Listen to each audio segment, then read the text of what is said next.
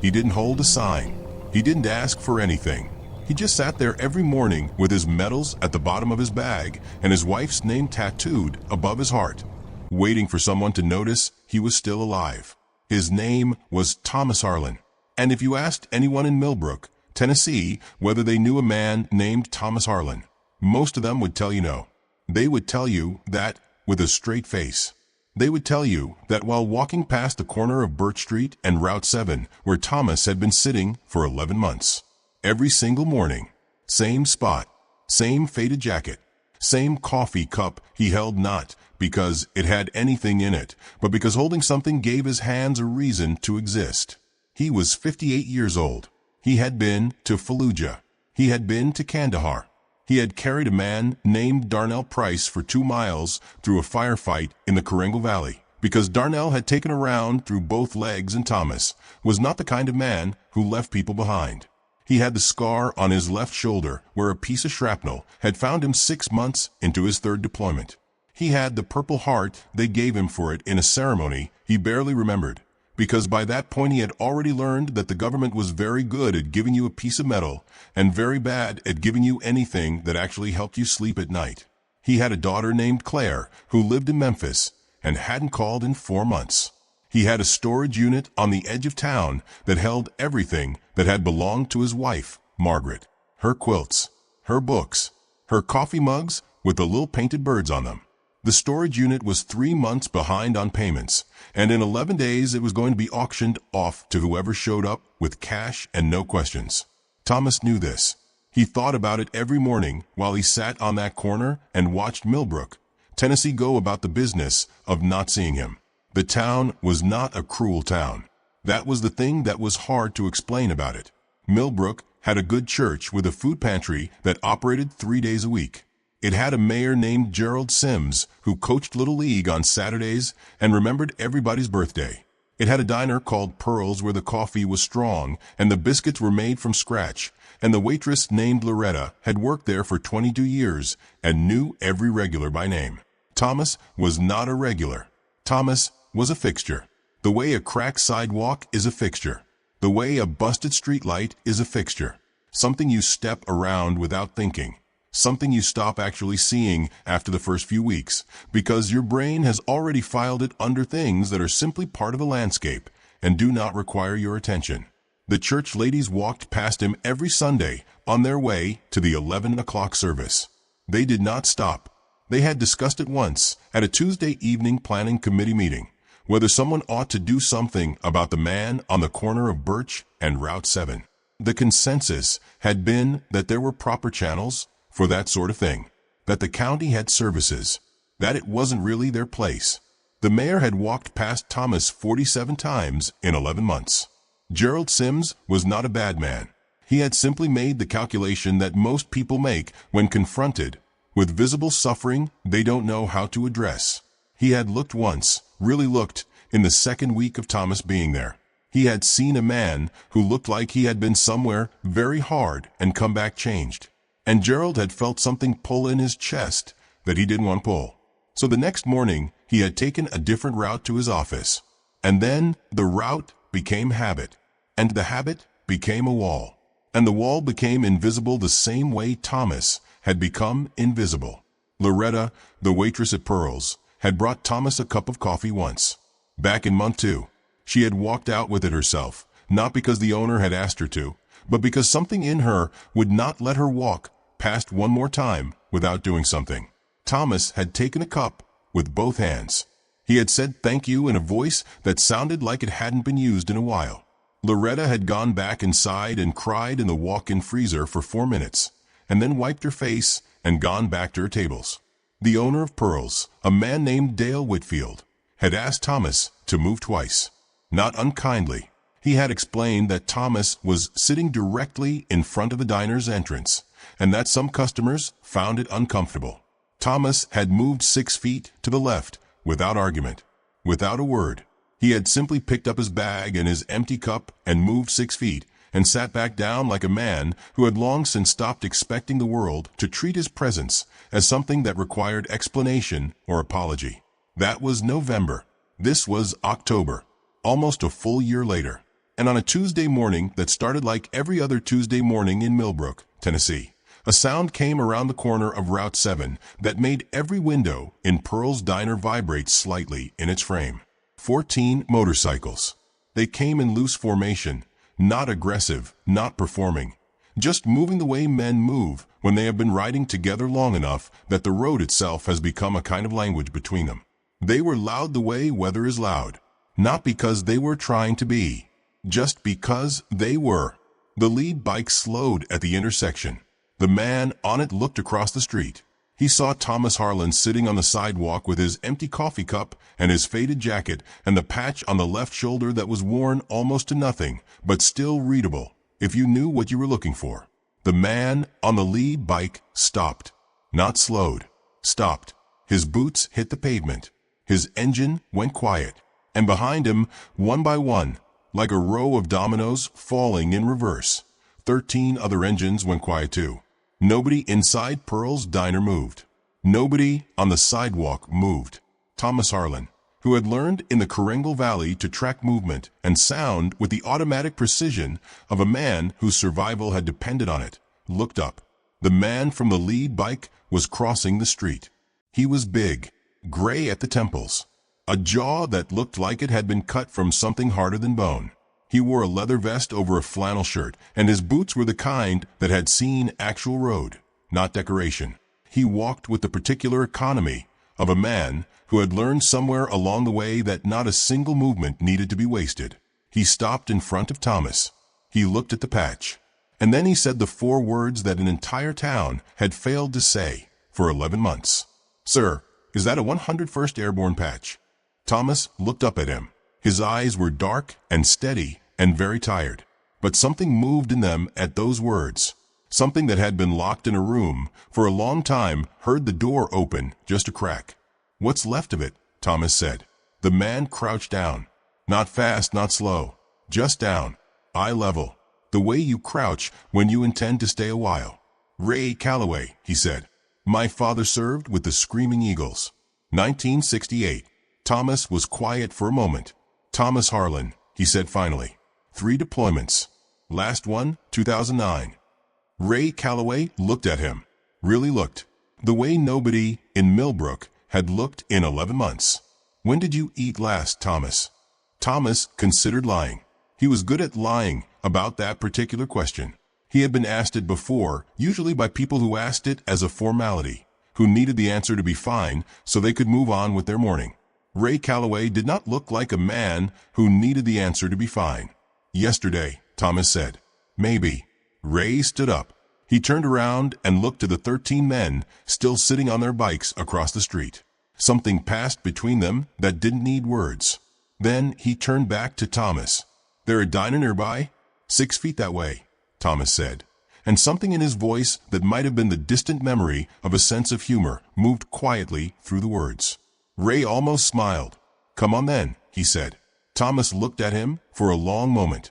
The calculation that happens behind the eyes of a person who has been disappointed by offers of help before ran its course. And then Thomas Harlan picked up his bag and his empty cup, and he stood up, and he walked into Pearl's diner for the first time in 11 months. Loretta saw them coming through the window. She had been topping off coffee at the counter when the bikes had rumbled past, and she had watched with the particular wariness of a woman who had worked a small-town diner for 22 years and had developed a finely calibrated sense of when something was about to change the temperature of a room. She had watched Ray cross the street. She had watched him crouch down. She had watched Thomas stand up. And now she watched all of it walk through the front door of Pearl's. 14 bikers and 1 veteran. Dale Whitfield, who was behind the register doing the morning count, looked up. His expression went through several phases in rapid succession. Surprise, calculation, something that was almost recognition, and then a kind of stillness that meant he had decided to let whatever was happening happen. Ray held the door. Thomas walked through it. He had not been inside Pearl's diner since the 2nd month, when Dale had come out to ask him to move. He stood just inside the entrance and looked at the room the way a man looks at a place he has been on the outside of for a long time. Not with hunger, exactly. With something more complicated than hunger. The recognition of a man who understands that he is standing at a threshold that other people cross every morning without thinking about it, and that the crossing of it has cost him something he cannot fully name. The diner smelled like coffee and bacon grease and something baking in the back. Thomas breathed it in once, slowly. Ray was already moving toward a large corner booth. "We're going to need 2 tables pushed together," he said to Loretta. Not unkindly, just stating a fact.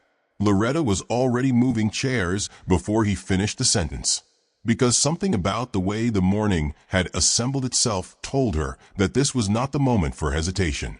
The bikers filled the tables the way water fills a container, efficiently, without fuss. They were loud in the aggregate, but individually each of them was quieter than you would expect. A man named Deke with a gray braid and a mechanical right hand that he navigated his coffee cup around with practiced ease.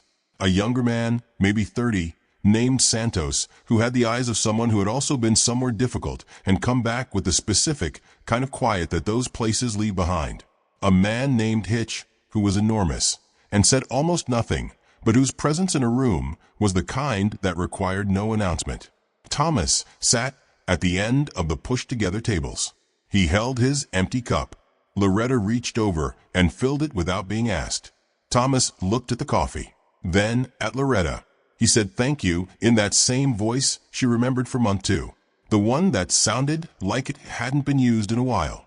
She nodded and did not cry this time. She saved that for later. Ray sat across from Thomas. He did not open a menu.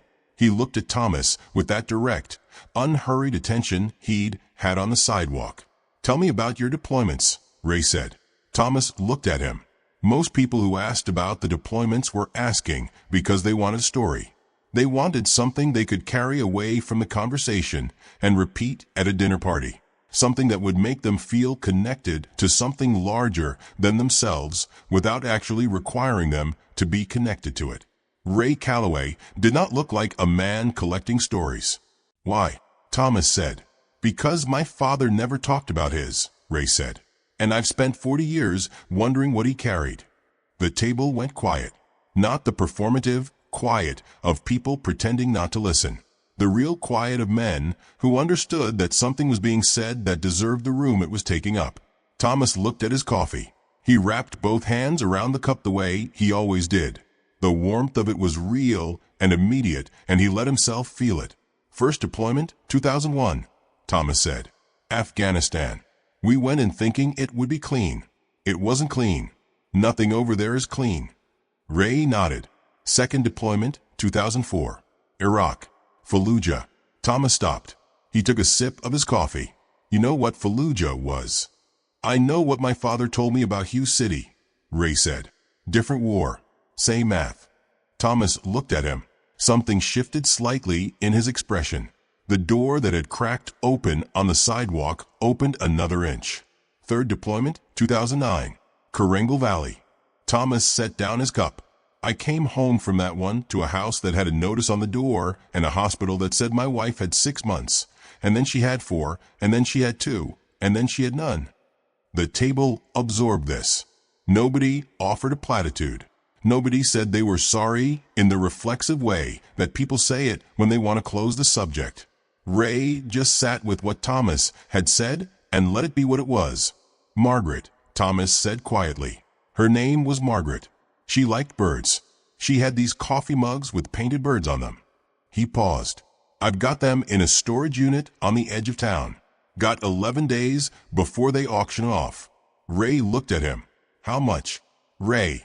Santos started from down the table. "How much is the storage unit behind?" Ray said. Thomas shook his head. "I'm not asking for." "I know you're not asking." Ray said it simply, without making a performance of it. "I'm asking." Thomas looked at him for a long time. The calculation ran again. This time it ran differently, because Ray Calloway was not offering help the way help was usually offered, from above, with the particular texture of charity that always felt like it was extracting something from you even as it gave you something else. He was asking a logistical question, the way you ask a logistics question when you are planning to solve a problem. 3 months, Thomas said. $340. Ray reached into his jacket. He put his hand on the table. Under his hand was a folded stack of bills. He did not count it out in front of Thomas. He did not make anything of the gesture. "That's for the storage unit," Ray said. "We go this afternoon." Thomas stared at the money. "I don't." "You carried Darnell Price 2 miles through a firefight in the Coringal Valley," Ray said. Thomas went completely still. "How do you?" "Because Darnell Price is my cousin's neighbor in Clarksville," Ray said. "And Darnell Price has been telling that story for 15 years to anyone who will listen.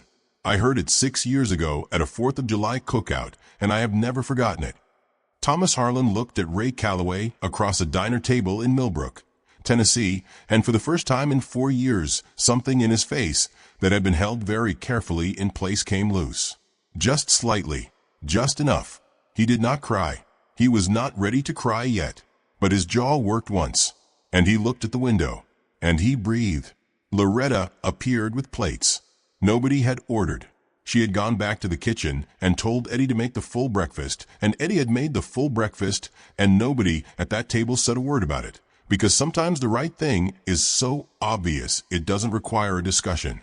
Thomas picked up a fork. He ate. And outside on the corner of Birch Street and Route 7, the empty sidewalk, where he had sat for 11 months, sat empty in the October morning light.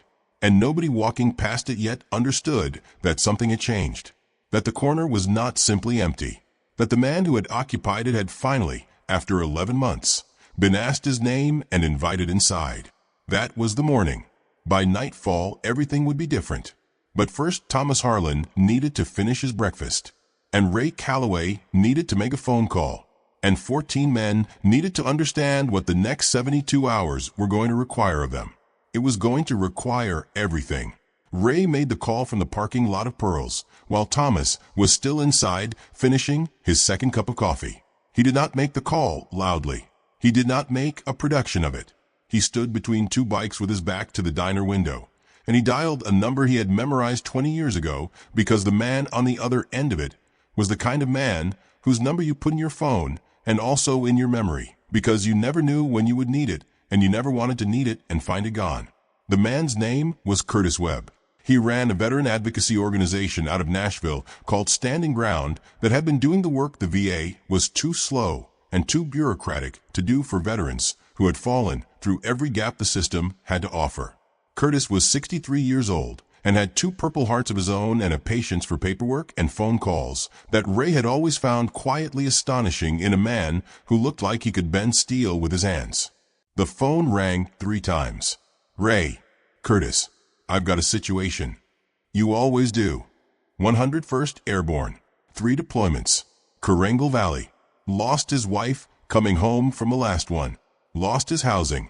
Been sitting on a street corner in Millbrook for 11 months. A pause. 11 months. 11 months.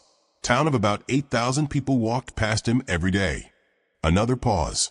Longer. What does he need? Housing.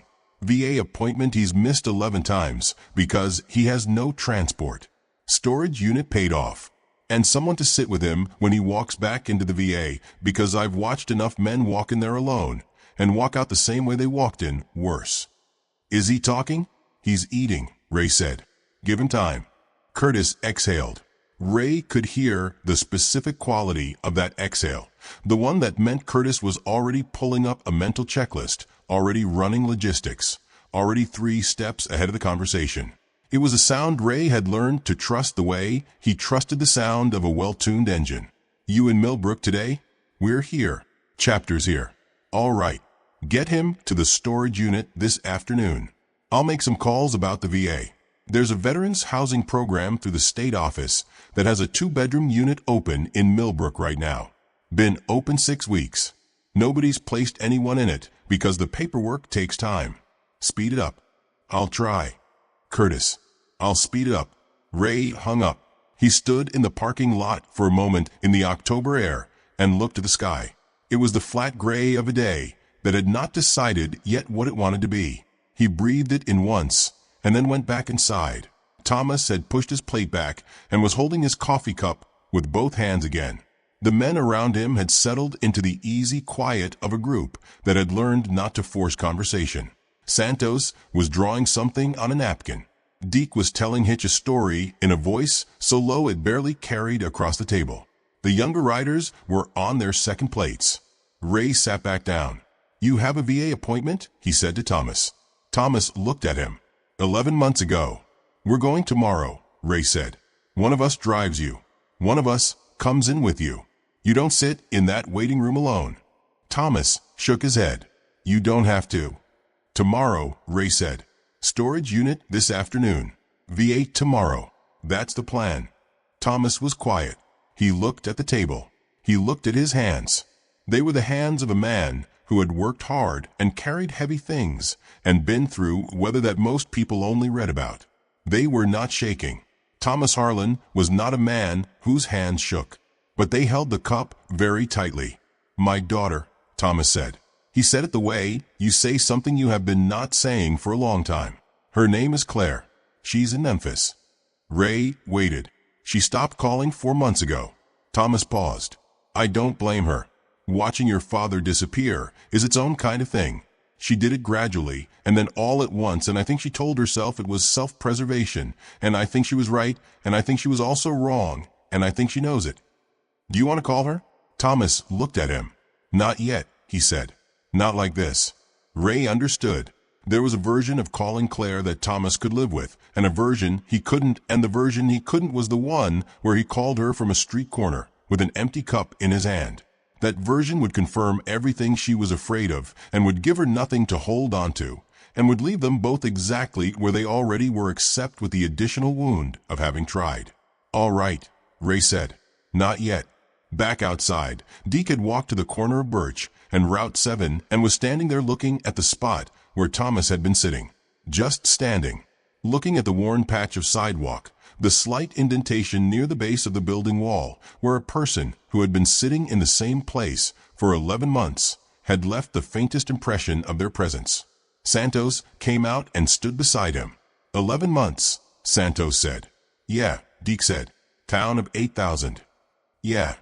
They stood there for a moment.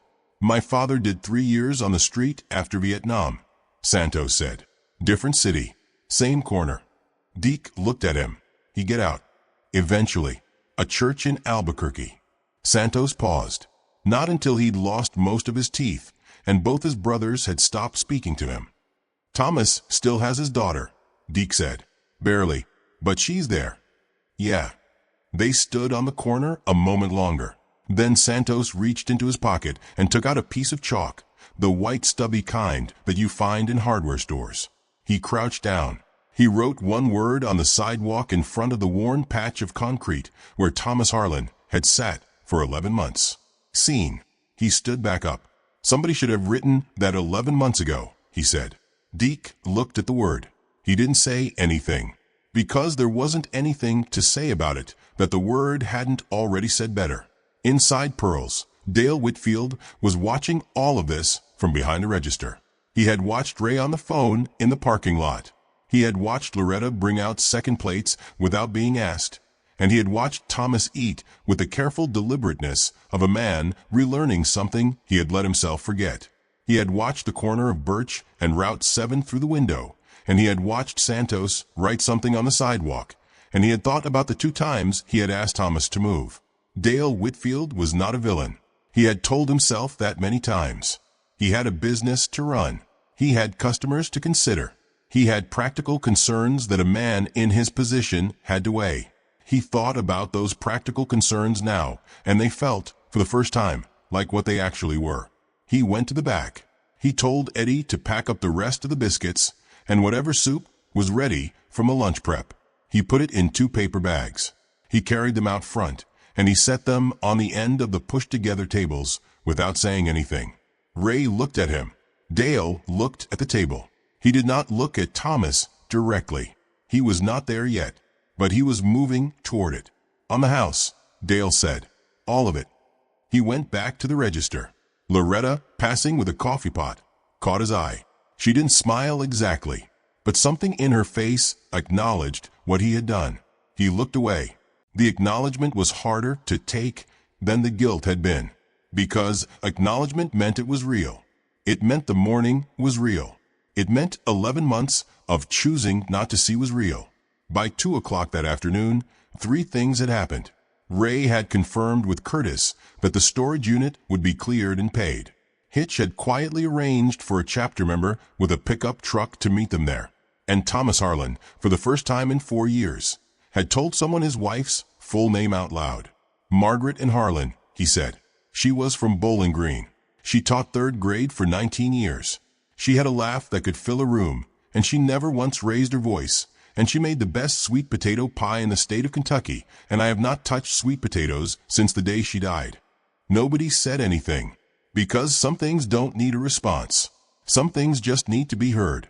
The storage unit was on Kellerman Road, 3 miles east of the Millbrook town center. It was a low concrete building, the kind that exists in every small American town, functional and colorless, with a rolling metal door painted industrial green and a combination lock that Thomas had been carrying the code to in his head for 4 years because the paper he'd written it on had been lost somewhere in the months after Margaret died, when everything that wasn't bolted down had gotten lost. Hitch drove the pickup. Thomas rode in the passenger seat. Ray followed on his bike. The rest of the chapter had split. Some were at the motel on Route 9 that Ray had booked that morning without discussion. Some were making their own calls to their own people. Santos was on the phone with his brother, who ran a construction company in Nashville and owed Santos a favor that was about to be collected on. Thomas held the combination in his head the whole 3-mile drive. He did not speak during the drive. He looked at the road with the eyes of a man preparing himself for something, because he knew what was in that storage unit. He knew every item. He had cataloged them in his mind so many times in the last 4 years that he could have drawn a map of the space with his eyes closed. Margaret's quilts folded in the blue plastic bin. Her books in 3 cardboard boxes. The coffee mugs wrapped individually in newspaper. Her winter coats still on hangers in a garment bag. The wedding photograph in the wooden frame with a small crack in the lower right corner that they had always meant to fix. He knew exactly what was in there. He also had not seen any of it in 4 years. There is a difference between knowing a thing and seeing it. Thomas understood this.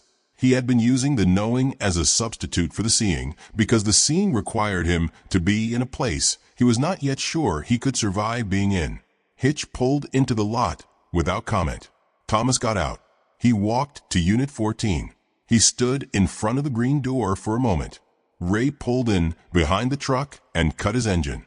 He did not get out immediately. He sat on his bike and gave Thomas the space of the moment because he had enough experience with grief to know that it had its own geography and you did not walk into it uninvited. Thomas reached for the lock. He dialed the combination. The lock opened. He gripped the handle of the rolling door. He pulled it up. The smell hit him first. The particular smell of a closed space that holds the belongings of someone who is gone. Not unpleasant. Just dense with time, with absence, with the accumulated molecular presence of a person who no longer existed in the world except in this 10 by 12 concrete room and in the memory of the people who had loved her. Thomas stood in the doorway and looked. Everything was exactly as he had left it. The blue plastic bin with the quilts, the 3 cardboard boxes of books, the garment bag with the coats, and there in the far right corner, on top of a small wooden dresser that had been Margaret's mother's and her mother's before that, a single coffee mug with a painted bird on it, sitting by itself, like something that had been left out on purpose. Thomas had not left it out on purpose. He had packed them all. He must have missed one, a painted yellow warbler on a white ceramic mug. Margaret had used it every morning for 16 years. Thomas stood in the doorway for a long time. Ray got off his bike. He walked up and stood beside Thomas. He looked at what Thomas was looking at.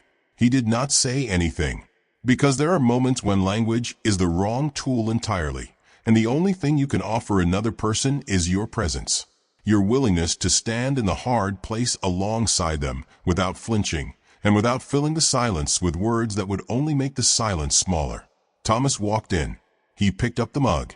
He held it in both hands. And something moved through his face that had no name, but that Ray recognized from his own experience of loss. It was not crying exactly. It was something that happened before crying. Something that happened in the place where grief lives before it finds its way to the surface. The compression of it. The weight of 4 years of not allowing yourself to fully feel a thing suddenly pressing against the inside of a face that had held it at bay through sheer will and the daily requirement of survival. Thomas held the mug. He breathed. He set it down carefully. He turned around and looked at Ray. "We should pack this up," he said. His voice was completely even. "There's a lot of it." "We'll do it," Ray said. "I can." "Thomas." Ray said it quietly. "Let us do it." Thomas looked at him. And then he did something that cost him more than almost anything he had done in 4 years of survival. He stepped aside. He sat down on the tailgate of Hitch's pickup, and he watched other people handle Margaret's things with the care they deserved, and he let them. Hitch was gentle with the quilts. He lifted them from the bin and folded them again and set them in the truck bed with the specific delicacy of a large man who has learned that his size can be an asset in careful moments as well as difficult ones. Ray carried the boxes of books, 3 trips, each one set into the truck bed with the same care. The garment bag with the coats went last. The wedding photograph Ray carried himself and placed on the seat of the truck cab. When it was done, the storage unit was empty. Thomas walked back in. He stood in the empty space. He looked at the concrete floor, at the walls, at the 10 by 12 absence of everything that had been there. He picked up the coffee mug with the yellow warbler. He carried it out. He held it in his lap the whole drive back. Hitch drove. Ray followed on his bike. Nobody spoke. Back in Millbrook, at the motel on Route 9, the chapter had taken 2 adjoining rooms and spread themselves across them with the easy adaptability of men who spent their lives sleeping in whatever space was available. Santos had gotten off the phone with his brother. He found Ray in the parking lot. "Marco's crew can be here by Friday," Santos said. "He's got a 2-man team that does renovation work. If the housing Curtis mentioned needs work before Thomas can move in, they'll do it. Materials at cost." Ray looked at him. "Friday," Ray said. "Friday. Good." Santos paused. "How's he doing?" Ray looked at the mug on the table inside the room where Thomas was sitting, the yellow warbler visible through the glass. "He's doing what people do," Ray said. "He's getting through the next hour." Santos nodded. "What's the play for tonight?" "He sleeps in a bed tonight," Ray said. "Real bed, real room. He's in room 6. Nobody knocks on his door unless he knocks on ours first." "And the daughter?" Ray was quiet. "Not yet," he said again. "He's not ready, and she's not ready, and the last thing we do is force that conversation before both of them can survive it." Santos accepted this. "Tomorrow's the VA." "Tomorrow's the VA," Ray said. Curtis called ahead. "We have a specific caseworker named Ellen Marsh, who Curtis says is the real thing. She'll have his file pulled." But Thomas walks in. He sees that waiting room. He sees the other veterans waiting. And that's going to hit him in a particular way. "We'll be there." One of us goes in with him. Not all of us. One. Sitting beside him in the waiting room. So he doesn't feel alone in it. "Who?" Ray considered. "Santos," he said. "You've been there yourself. He'll be able to tell." Santos said nothing for a moment. "Yeah," he said. "Okay." Inside room 6. Thomas Harlan sat on the edge of a motel bed with the coffee mug on the nightstand beside him. The television was off. The room was quiet. He had not turned on any lights, and the October afternoon was coming through the curtains in a thin gray line. He sat with his hands on his knees, and he looked at the mug. And then, for the first time in 4 years, alone in a quiet room with nobody watching, Thomas Harlan allowed himself to cry. Not dramatically, not loudly, the way a person cries when they have been holding something in for so long that the release of it is almost indistinguishable from exhaustion. Slow and deep and private. Nobody knocked on his door. The chapter was outside.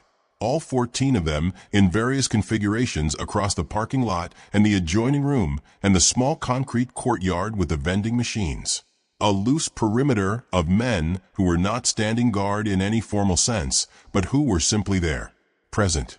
Between Thomas and whatever the night held, he cried until he was done. Then he lay down on the bed with his boots still on. He slept for 11 hours. It was the first real sleep he had gotten in 4 years. The VA office in Millbrook was a low brick building on the county road that looked like it had been built in the 1970s and updated precisely never. The parking lot had potholes that nobody had filled in 2 administrations. The waiting room had plastic chairs the color of old mustard and a television mounted in the corner that was always tuned to the Weather Channel at a volume that was always slightly too low to hear and slightly too high to ignore. Thomas had been inside it once. 11 months ago. He had sat in one of the mustard-colored chairs for 4 hours, and then a woman at the front desk had told him that his caseworker had a family emergency and would he like to reschedule, and Thomas had said yes, he would reschedule. And he had walked out and never called back because the 4 hours in the mustard chair had cost him something that he did not have enough of to spend a second time without getting something in return. He stood in the parking lot of the VA and looked at the building. Santos stood beside him, just the 2 of them. Ray had stayed at the motel deliberately. He had understood without being told that Thomas did not need the chapter president walking into the VA with him. He needed someone who understood the inside of that waiting room from the inside. Santos understood it. Santos had his own VA file. Santos had his own 4 hours in his own version of a mustard-colored chair in a building that looked like it had been built to process people rather than help them. "You don't have to explain anything to me in there," Santos said. "Whatever you feel it. I'm just sitting beside you." Thomas looked at him. "How many times have you done this?" 11, Santos said. 7 for myself, 4 for other guys. "Does it get easier?" Santos thought about this with the seriousness the question deserved. "The waiting room doesn't," he said. "What's on the other side of it does. Sometimes." Thomas nodded. He walked in. The receptionist at the front desk was a young woman named April, who had the kind of efficient warmth of someone who genuinely cared about the work, but had learned to pace herself across a day that began at 8 and rarely ended before 6. She looked up when Thomas and Santos came in. "Thomas Harlan," Thomas said. "I had an appointment 11 months ago." April looked at her screen. She typed. She looked up. "Mr. Harlan, I have a note on your file from this morning. From Curtis Webb at Standing Ground in Nashville. You're seeing Ellen Marsh today." Thomas blinked. "Ellen Marsh is the senior caseworker," April said, and the warmth in her voice shifted slightly in register, became something more specific. "She asked to have you come straight back when you arrived." Thomas and Santos looked at each other. They went straight back. Ellen Marsh was 61 years old, small, with silver hair cut short, and the eyes of a person who had spent 30 years in a room with people at their most broken and had not become cynical about it. This was remarkable. Most people became cynical about it. Ellen Marsh had instead become something harder to explain. A particular quality of attention. An ability to sit in the presence of grief or rage or despair without either absorbing it or deflecting it. She simply received it, the way good soil receives rain. She stood up when Thomas came in. "Mr. Harlan," she said. "Ellen Marsh, I've been looking at your file this morning." She did not say she was sorry he'd had to wait 11 months.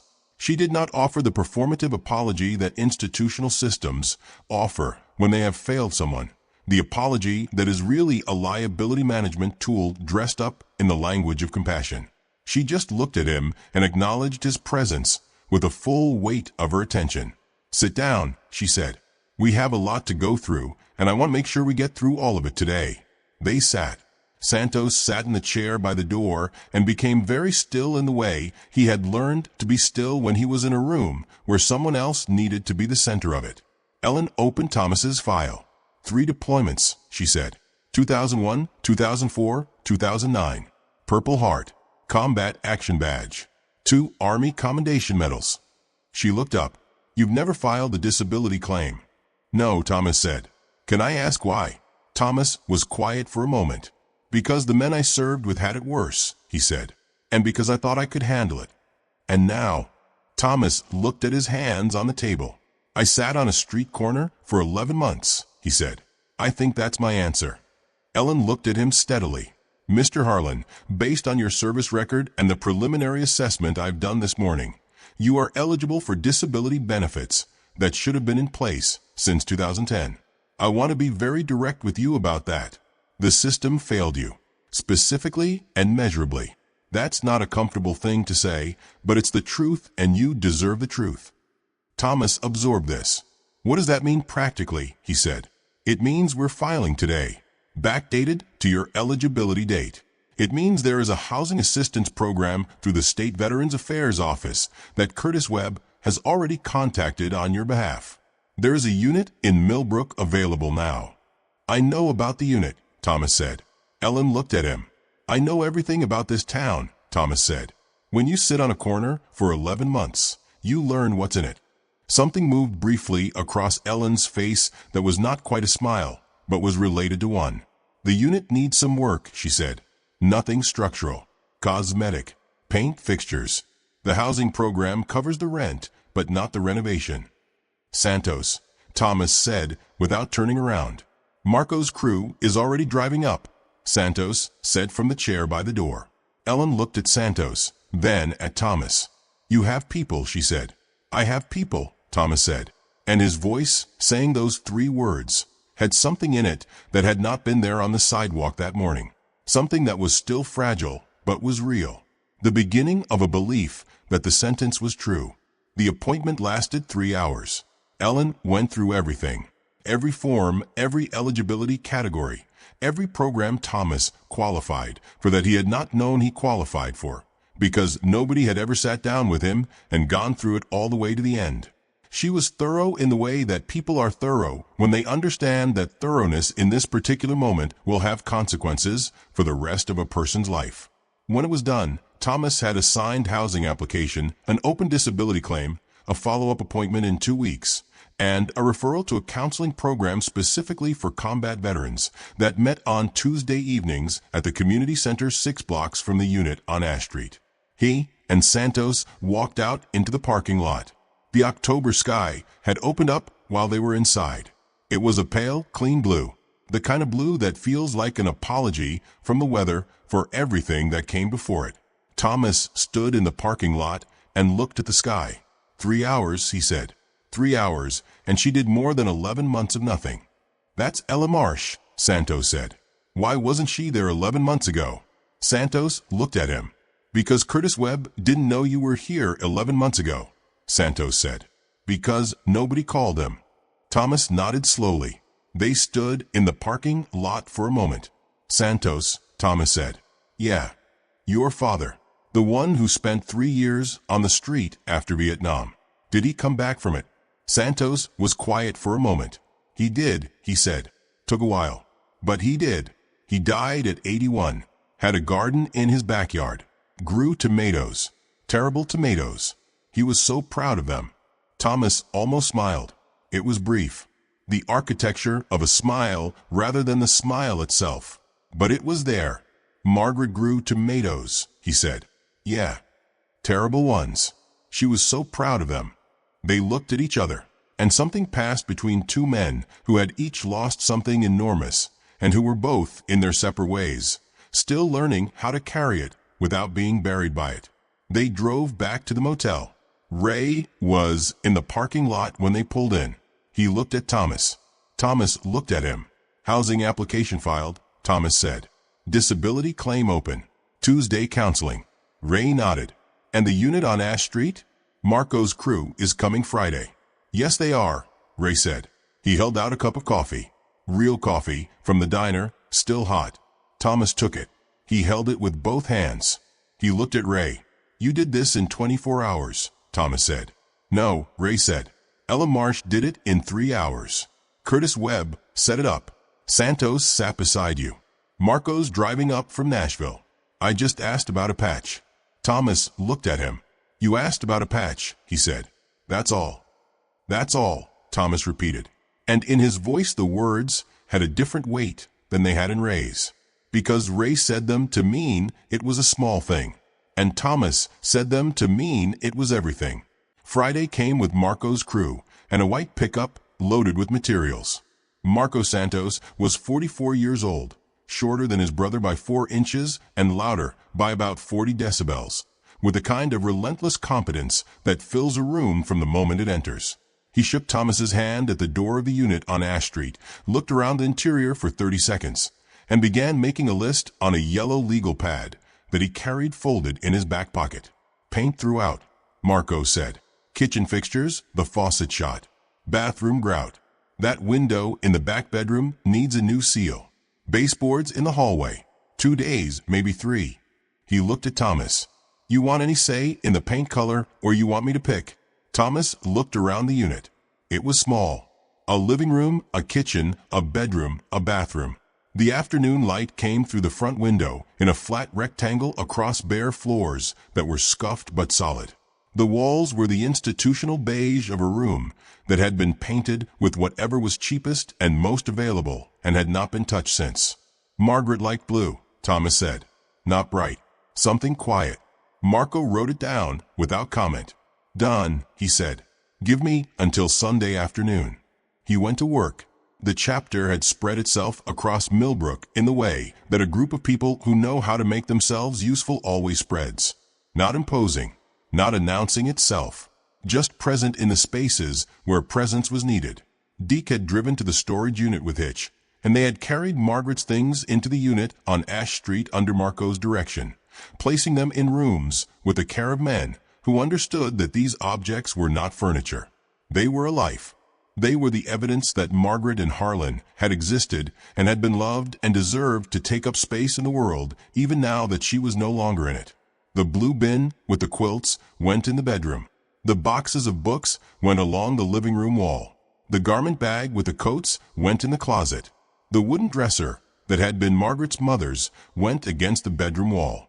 And on top of the dresser, in the place that Thomas directed without hesitation, went the coffee mug with a yellow warbler.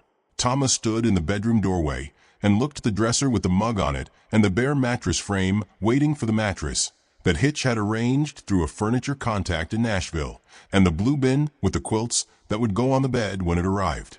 He stood there for a long time.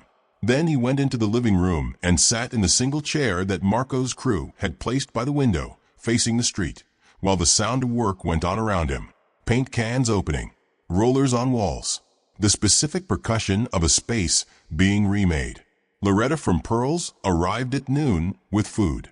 Not because anyone had asked her, because she had gone home the night before and thought about the 2 times Dale had asked Thomas to move, and the 1 time she had brought him coffee in month 2 and not gone back, and she had decided that she was done letting the gap between what she knew was right and what she actually did be the shape of who she was. She brought enough for the whole crew. Sandwiches, soup, a container of the apple cobbler that Pearls was known for in 3 counties. She set it on the kitchen counter. She looked at Thomas in the chair by the window. She walked over. Mr. Harlan, she said. Thomas looked at her. I know who you are, he said. I know you do. She did not flinch from it. I brought coffee once in month 2, and I didn't come back. No, Thomas said. I'm sorry, Loretta said. And she said it the way it needed to be said. Not quickly. Not as a formality. She said it with the full weight of what she was actually sorry for, which was not just the months she had not come back with coffee, but the deeper failure that the months represented. The choice that got easier every time you made it until it stopped feeling like a choice and started feeling like just the way things were. Thomas looked at her. I know, he said. Thank you for the cobbler. Loretta nodded. She went back to the kitchen and unloaded the food, and then she sat at the kitchen table and watched Marco's crew work for a while, because she found she did not want to leave yet, because leaving felt like the wrong direction. Dale arrived an hour later. He came alone, without announcement, with a box of supplies from the hardware store. Nothing dramatic, just the practical items that a person needs when they move into a space. Light bulbs, a shower curtain rod, a set of kitchen towels, a doormat. He set the box on the kitchen floor. He looked at Thomas. I owe you an apology, Dale said. More than an apology, but I'll start with that. Thomas looked at him steadily. 2 times, Thomas said. 2 times, Dale confirmed. He did not make excuses. He stood with the weight of it, without trying to redistribute it. Thomas was quiet for a moment. The coffee, Thomas said. 6 feet away from your door. Was it actually hurting your business? Dale considered this. No, he said. It wasn't. I know, Thomas said. Another silence. I'll have a regular table, Dale said. At Pearl's. Whenever you want it. On me. Thomas looked at him. I pay for my own coffee, Thomas said. Fair enough, Dale said. But the table's yours. He nodded at Thomas. He shook Marco's hand. He left. Ray watched all of this from the doorway. He had been in the doorway for the last hour, not inside, not outside, just at the threshold. Because the unit on Ash Street was becoming something, and he wanted to see it become it, without inserting himself into the center of the becoming. That evening he made a call. Not to Curtis, not to Santos, not to anyone in the chapter. He called a number in Memphis. It rang 4 times. A woman's voice. Young. Cautious. Hello. Claire Harlan. A pause. Who is this? My name is Ray Calloway. I'm calling about your father. The silence on the other end of the line was the kind that contained a lot of things. Fear. The specific fear of a person who has been waiting for a call like this and dreading it. But underneath the fear, something else. The thing that fear had been standing in front of. Something that was still, despite everything, a daughter. Is he? Her voice caught. He's okay, Ray said immediately. He's more than okay. I need you to listen to me for about 10 minutes. Can you do that? Another pause. Yes, she said. Ray told her everything. All of it. The corner. The patch. The storage unit. The VA appointment.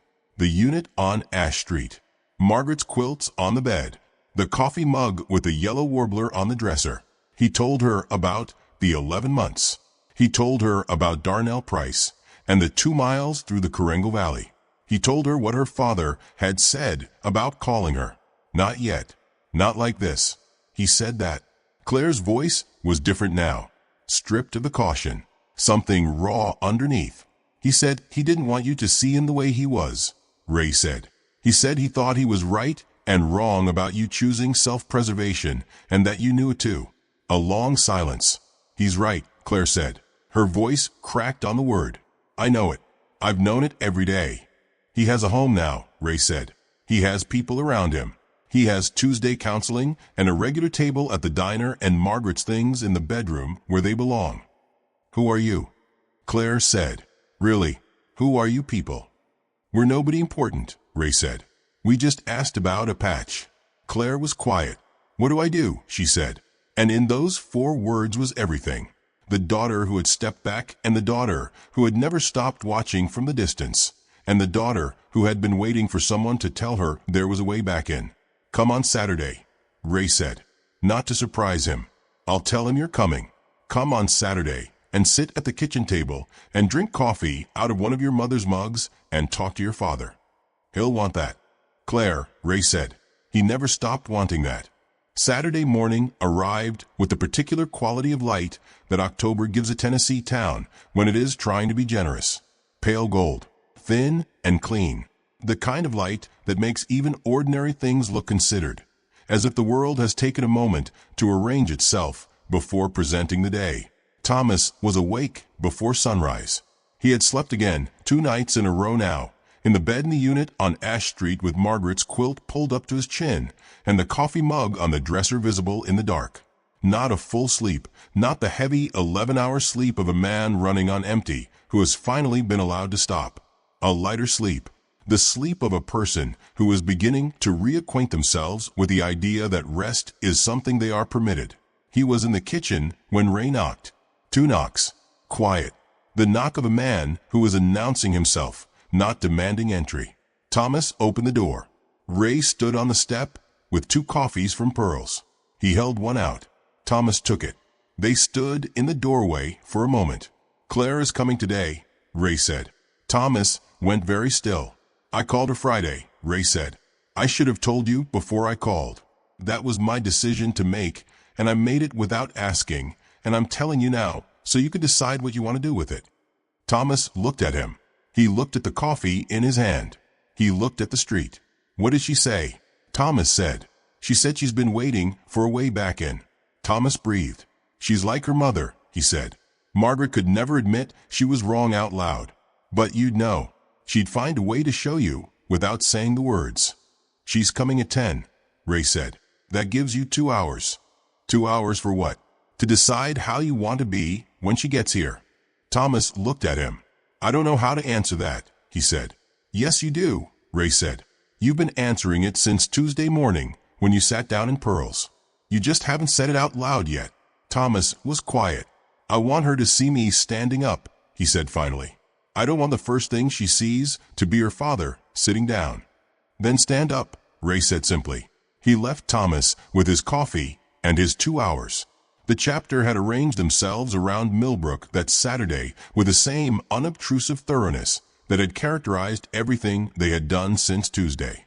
They were not invisible. You could not put 14 motorcycles in a small Tennessee town and be invisible. But they had found the register that allowed them to be present without overwhelming. Santos was at the hardware store picking up the last items Marco needed to finish the unit. Deke and Hitch were at the diner, which had become something of a chapter headquarters by default. The younger riders were at the motel, some sleeping, some working on their bikes in the parking lot with the methodical attention that bikers give to machines the way some people give to prayer. Millbrook was watching all of this. Millbrook had been watching all of it since Tuesday morning when Ray had stopped his bike and crossed the street and crouched down on the sidewalk in front of the man on the corner. The town had been watching through windows and from cars and from the elevated moral distance of people who observe a thing happening and do not immediately have to reckon with what their observation means about them. By Saturday, that reckoning had begun. It had begun quietly, the way most important reckonings begin. Not in a public meeting, not in a proclamation, but in private moments that accumulated into something larger than themselves. Burl Avery, who coached Little League and sat on 3 town committees and had walked past Thomas 47 times, had not slept well since Wednesday. He had lain in bed next to his wife Carol and stared at the ceiling and thought about the 47 times and about what it said about him and about the gap between the man he believed himself to be and the man the 47 times suggested he actually was. On Friday evening, he had driven to the unit on Ash Street and stood outside it for 10 minutes without getting out of his car, and then had driven home. On Saturday morning, he got out of the car. He stood at the door of the unit with a casserole dish covered in aluminum foil. Marco answered the door because Marco was still finishing the baseboards in the hallway. Burl held out the casserole. "I'm the mayor," he said. "My name's Gerald Sims. I'd like to talk to Mr. Harlan, if he's willing." Marco looked at the casserole. He looked at the mayor. "Come in," he said. Thomas was in the kitchen when Gerald Sims walked in. Thomas looked at him. "I know who you are," Thomas said. It was the same thing he had said to Loretta. The same words. The same even tone. Gerald set the casserole on the counter. "I walked past you 47 times, Gerald said. "I counted. I went back through my calendar and I counted." 48, Thomas said. "You crossed to the other side of the street the second week." Gerald absorbed this. 48, he said. "The casserole's appreciated," Thomas said. "But what I'd like, Mayor, if you're actually here to do something, is for you to go back to your office on Monday morning and make a call to the County Housing Authority and ask them why there has been a unit sitting empty on Ash Street for 6 weeks, while a veteran sat on a street corner 3 blocks away." Gerald looked at him. "And then I'd like you to make a second call," Thomas said, "to whoever runs the VA liaison program for this county and ask them the same question. Not for me, for the next one. Because I was not the first man to sit on that corner, and if nobody does anything different, I will not be the last." Gerald Sims stood in the kitchen of the unit on Ash Street and felt the full weight of what the mayor's office meant. Not the ribbon cuttings and the Little League games and the birthday remembrances. The actual weight of it. The weight that comes when a person in a position of power is told plainly by someone they failed what the failure actually cost. Monday morning, Gerald said. "Both calls." "I'll know if you don't," Thomas said. "I know you will," Gerald said. He left. Marco, finishing the last baseboard in the hallway, had heard the whole thing. He set down his brush and looked at the wall for a moment. Then he picked the brush back up. "Thomas," he called. "Yeah, you should have been a general." "I considered it," Thomas said. At 10 o'clock a car came down Ash Street. It was a green Civic with a Memphis parking sticker on the rear bumper and a crack in the passenger side mirror, that had been there long enough to have tape over it. It parked in front of the unit. The engine ran for a moment after the car stopped. Then it went quiet. Thomas was standing on the step. He had been standing on the step since 9:45. The driver's door opened. Claire Harlan got out. She was 31 years old. She had her mother's dark hair and her father's jaw, and she was wearing a blue coat, and she stood beside the car and looked at Thomas standing on the step, and the distance between them was 12 feet and 4 years, and it was both enormous and nothing at all. Thomas looked at his daughter. She was not a child. She had not been a child in a long time, but she looked at him the way children look at their parents when they have been afraid for them, and the fear has been living alongside the love for so long that the two things have become indistinguishable from each other. She looked at him the way a person looks when they are trying to take inventory quickly, before the moment moves. Is he okay? Is he standing? Is he here? Is he still the person I knew? Thomas stood up straight. Claire walked the 12 feet. She stopped in front of him. She looked at his face. "Dad," she said. "Hi, Claire Bear," Thomas said. He had not called her that since she was 9 years old. Something collapsed in Claire's face. Not dramatically. The way a wall comes down when the thing holding it up has finally been acknowledged and doesn't need to hold anymore. She put her arms around her father and held on.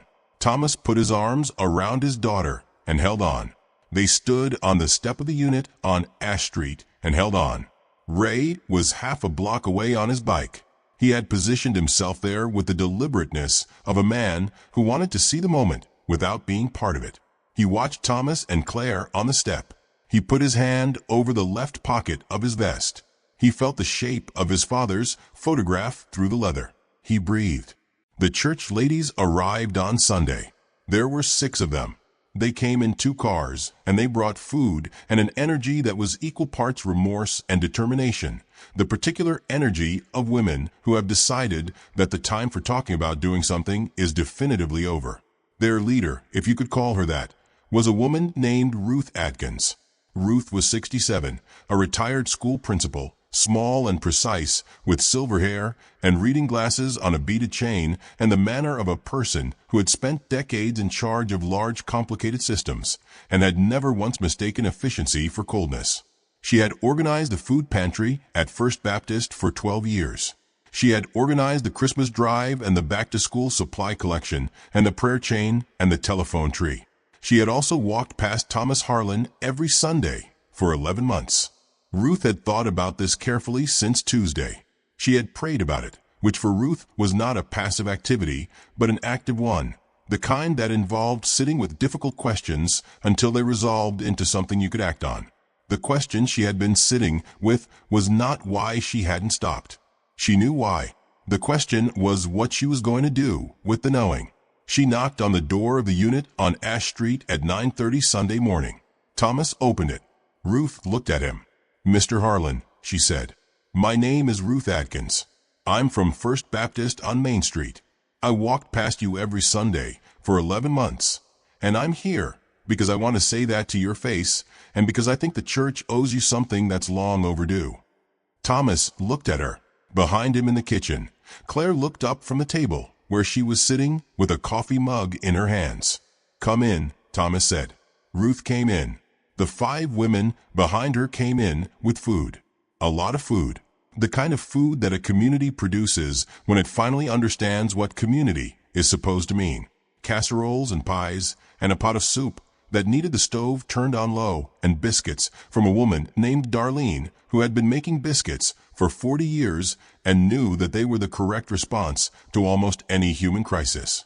They arranged it all on the kitchen counter. Ruth stood in the center of the kitchen and looked at Thomas with a directness that had made her an effective principal and an effective organizer and an occasionally difficult person to be friends with. "We would like to do something," she said, "for you and for this town. And I want to ask your permission before we do it, because you are not a project, and you are not a symbol, and you are not something that we get to use to make ourselves feel better about 11 months of not seeing you." Thomas looked at her. "What is it you want to do?" he said. "A welcome home," Ruth said. "A real one. Not a ceremony, not a production. Just the town standing in one place and acknowledging that you served and you came home, and Millbrook should have been better than it was. Thomas was quiet. He looked at Claire. Claire looked at him. When? Thomas said. Next Saturday, Ruth said. If you'll allow it. Thomas thought about it. He thought about what the welcome home meant. He thought about what it was being asked for, not his forgiveness, not the town's absolution, but his permission to let the town do the work of looking at itself. He thought about what he had said to Gerald Sims about the next one, about the fact that he would not be the last man to sit on that corner if nothing changed. He thought about Margaret, about what she would say. Margaret, who had taught third grade for 19 years and who had believed, with the specific stubborn faith of a woman who had watched children learn things they were certain they couldn't learn, that people were capable of becoming better than they had been if someone was willing to hold the space while they did it. Yes, Thomas said. You have my permission. Ruth nodded. Thank you, she said. She and the women stayed for an hour. They did not stay to perform anything. They stayed the way people stay when they are trying to begin something, and they understand that beginnings require presence. Claire talked to a woman named Darlene about her mother, and Darlene, who had lost her own husband, listened with the particular quality of attention that grief recognizes in grief. Thomas sat at the kitchen table and drank coffee and answered questions. Not the questions that people ask veterans to satisfy their own curiosity. Real questions. About what he needed. About what Millbrook could do differently. About what resources existed in the county for veterans that most people didn't know about because most people had never needed to know. He told them. He told them with the precision and the authority of a man who had been inside the system from the most exposed position it was possible to occupy, and who therefore knew exactly where its walls were and exactly where its gaps were. Ruth took notes. When they left, Ruth paused at the door. Mr. Harlan, she said, can I ask you something personal? You can ask. Do you believe people can change? Not as an abstraction. This town specifically. Thomas looked at her. I don't know yet, he said. Ask me again in a year. Ruth accepted this. Fair, she said. Monday morning came. Thomas was at Pearl's at 7 when it opened. Loretta had his table in the corner, the one with the window that looked out on Birch Street. She poured his coffee without being asked. He paid for it. She did not argue. He sat at the table with his coffee, and he looked out the window at the corner of Birch and Route 7. The chalk word Santos had written was still there, faded by 2 days of foot traffic, but still legible. Seen. Thomas looked at it. He drank his coffee. Across town, Gerald Sims was at his desk at 7:30, earlier than he had been in months. He had 2 phone numbers on a notepad in front of him. The County Housing Authority, the VA Liaison Program. He made the first call at 7:32. He was on hold for 11 minutes. He did not hang up. He waited. Ray found Thomas at Pearl's that Monday morning. He came in and sat across from him, and Loretta brought a second coffee without being asked. Chapter's leaving Wednesday, Ray said. Thomas nodded. We've got to run down to Chattanooga. Guy named Jimmy who's been waiting 3 months. Another corner? Thomas said. Different kind of corner, Ray said.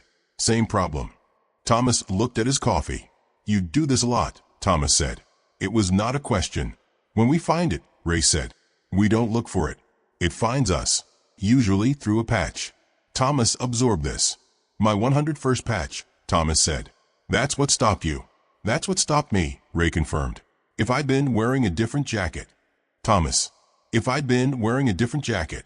You weren't, Ray said. You were wearing that jacket. I saw that patch. That's the story. The rest of it is a question you can spend a lot of energy on, and it won't change Tuesday morning. Thomas was quiet. My father wore his patch every day until the day he died, Ray said. He told me once it wasn't pride. It was reminder. He said when you've been somewhere that hard with people who trusted you with their lives, you don't get to just take that off. You carry it. Thomas looked down at his jacket, at the patch on the left shoulder, worn almost to nothing, still readable. I almost didn't wear this jacket on Tuesday, Thomas said. It's getting cold. I've got a heavier one in the bag. Ray looked at him. But you wore this one, he said. Thomas looked at the window, at the corner. I wore this one, he said. Saturday arrived the way important days arrive in small towns. Not with fanfare. With the particular texture of a morning that the people in it know is different from other mornings, and are moving through accordingly. By 9 o'clock, there were people on Birch Street. Not a crowd. Not yet. Just the early arrivals. Burl Avery, who had come through on both his Monday phone calls, and was now 3 days into the process of restructuring how the County Housing Authority communicated with veteran services. The woman named Darlene from First Baptist, who had brought biscuits, and who had also, in the days since Sunday, quietly organized a Veterans Resource Fair at the church scheduled for November that would bring Ella Marsh and Curtis Webb and 3 other service providers into one room for a single Saturday morning, so that nobody in Millbrook ever again had to navigate those systems alone. Loretta was there. She had closed Pearls for 2 hours. Dale had not objected. Dale had, in fact, been the one to suggest closing Pearls for 2 hours, which Loretta noted and did not comment on, because some changes are best received without commentary. The church ladies were there in a cluster near the corner of Birch and Route 7. Ruth had her reading glasses on despite the fact that there was nothing to read. She had them on the way. She always had them on when she was overseeing something. As an instrument of intention. Ray's chapter was there. All 14 of them, bikes parked in a line along the curb. Chapter members standing in front of them in the particular formation that is not a formation, because nobody ordered it and everyone arrived at it by the same instinct. The town came. Not all of it. Not everyone. There are always people in every town who will not come to the thing that the town needs to do, either because they do not believe they were part of the problem, or because they do not believe in public acknowledgement, or because they are afraid of what standing in a particular place at a particular moment will cost them. That is the truth about communities, and it was true in Millbrook. But enough came. Enough to fill the sidewalk on both sides of Birch Street. Enough that when you stood on the corner and looked down the block in either direction, you saw people. You saw the town turned out for one of its own. Late and imperfect and insufficient in various ways, and still here. Still choosing to show up. Which is the only thing that can ever be said about the right decision when it comes after a long series of wrong ones. It is late. And it is here. Thomas walked to the corner at 9:30. He walked from the unit on Ash Street, 6 blocks. Claire walked beside him. Ray walked on his other side. Thomas was wearing the jacket. The 101st Airborne patch on the left shoulder, worn almost to nothing, still readable. When they turned the corner onto Birch Street and Thomas saw the people, he stopped walking. Not because it was overwhelming, because it required moment. He stood and looked at the people on the sidewalk. He saw their faces. He saw the faces of people who had walked past him and the faces of people who had not walked past him because they had not been on this corner to walk past, and had only found out about him in the last week through the particular velocity with which news moves in a town of 8,000 people. He saw the faces of people who were there because they felt genuine shame, and the faces of people who were there because they felt genuine solidarity, and the faces of people who were there because Ruth Atkins had told them to be there, and they did what Ruth Atkins said. He saw all of those faces. He did not distinguish between them, because they were all here. And here was the only place that mattered this morning. Ray looked at him. Ready. Thomas looked at the corner, at the spot where he had sat for 11 months, at the faded chalk word on the sidewalk. Still there. Still legible. Seen. Yeah, Thomas said. They walked to the corner. Ruth stepped forward. She was not a woman given to speeches. She had considered a speech and decided against it because a speech would make this about the speech rather than about Thomas. And the thing a speech would do was organize what had happened into language that was manageable, and the truth of what had happened did not deserve to be managed. It deserved to be stood in front of, without organization, without the comfort of structure. She said the following, which took approximately 45 seconds. Thomas Harlan served 3 combat deployments for this country. He came home to Millbrook. He was here for 11 months. We didn't see him. We're here today because we want him to know that we see him now, and because we want to do better. She stepped back.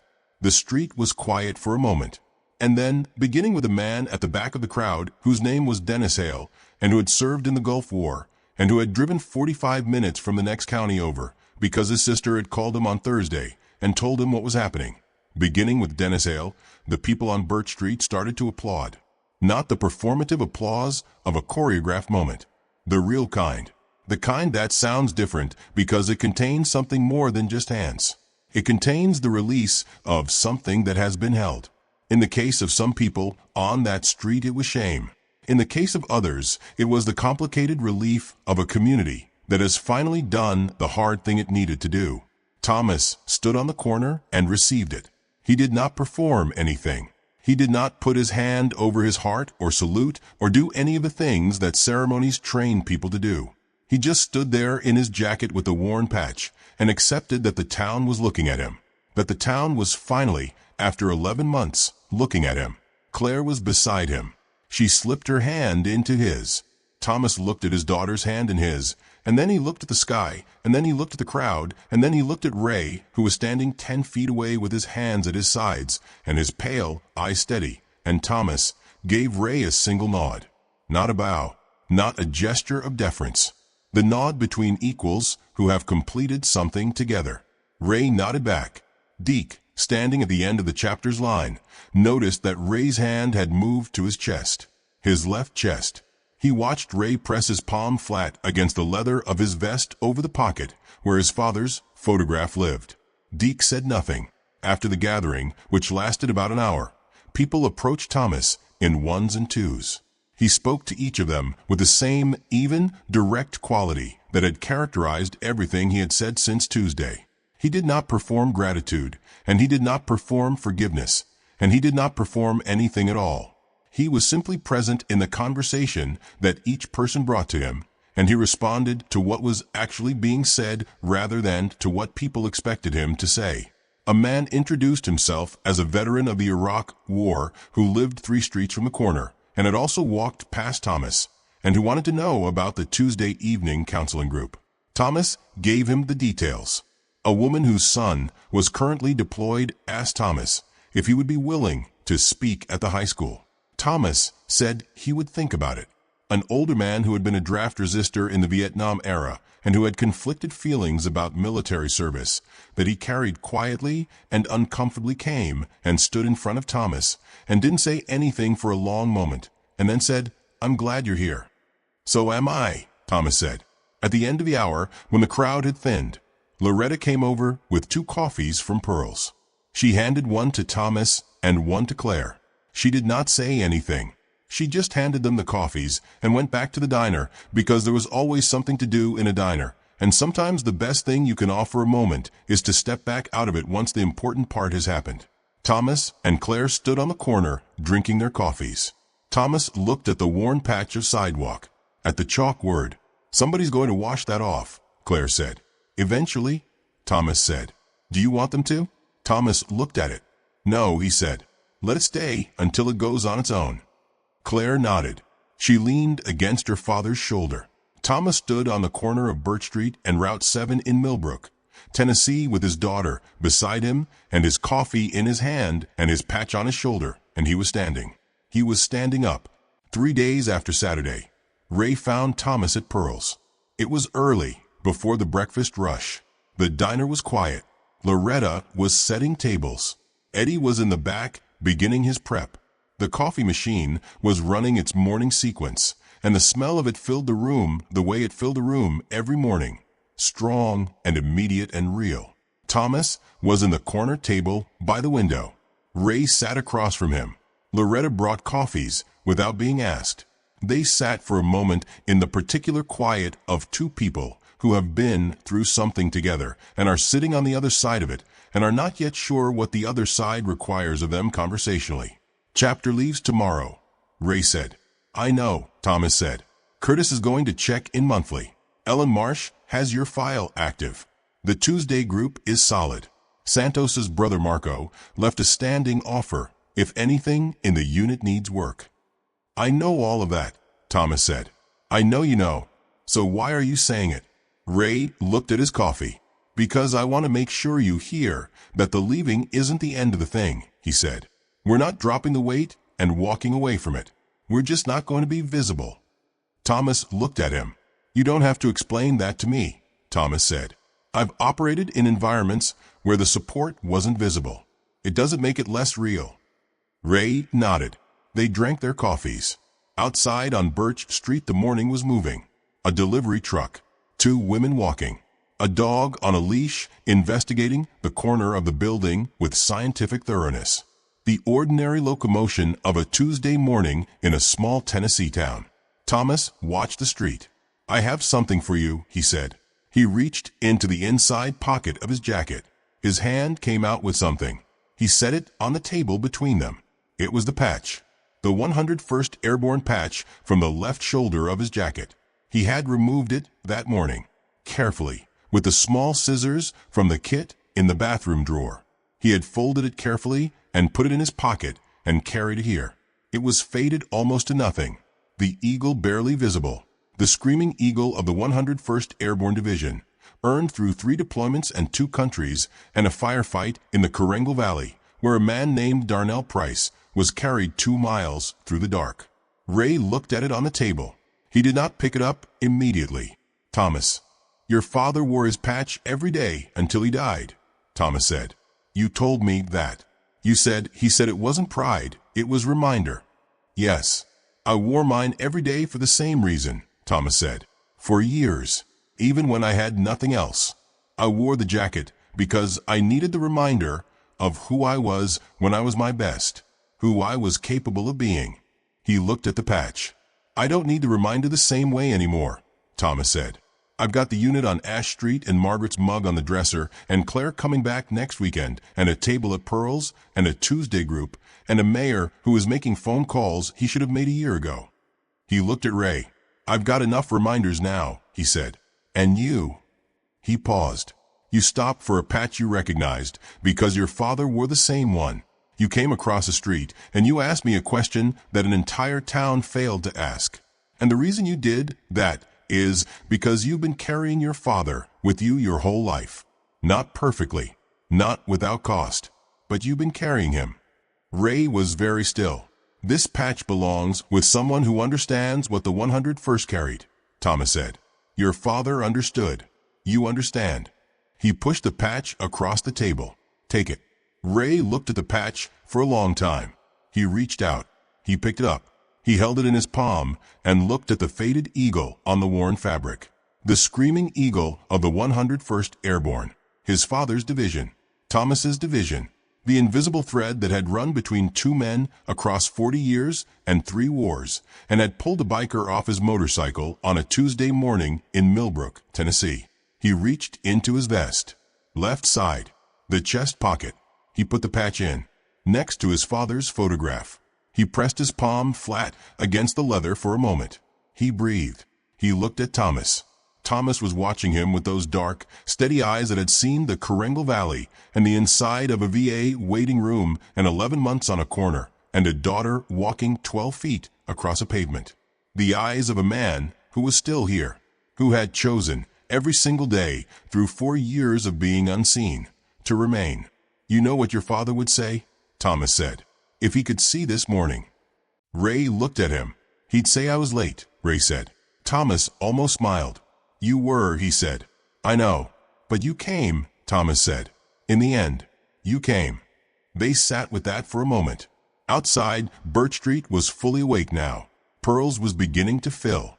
Loretta was moving between tables with her coffee pot and her 22 years of institutional memory for who took cream and who didn't.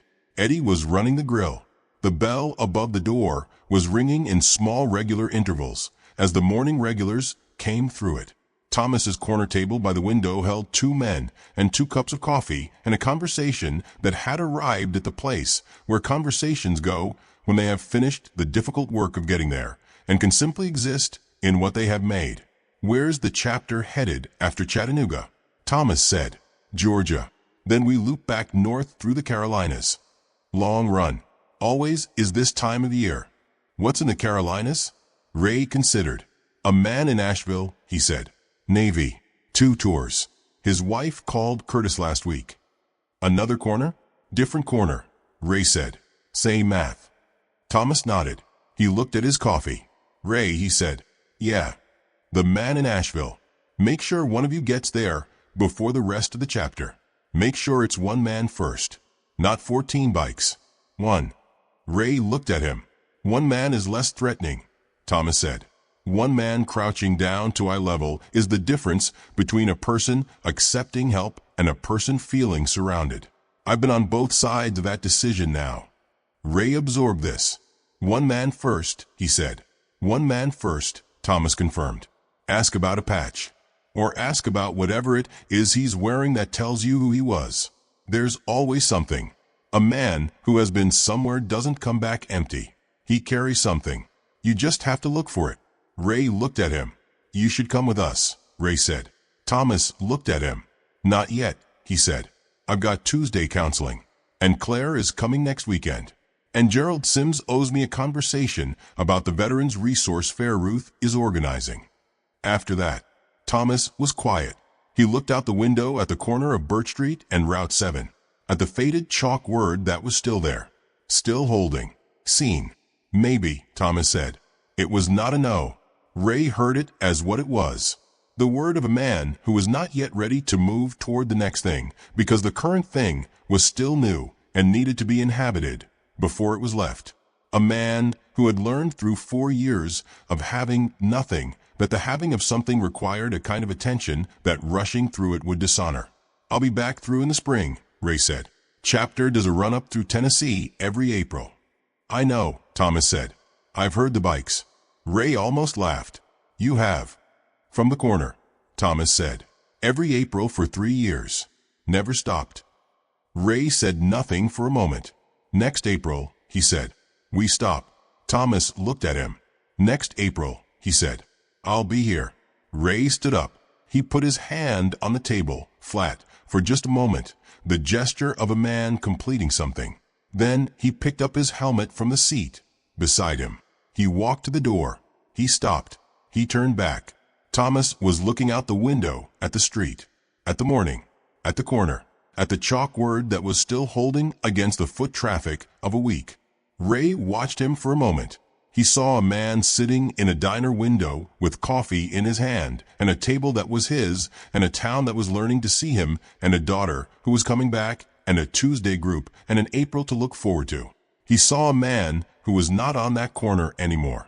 He pressed his left hand once against his chest, against the vest, against the pocket where a faded 101st patch now lived next to a photograph he had carried for 40 years.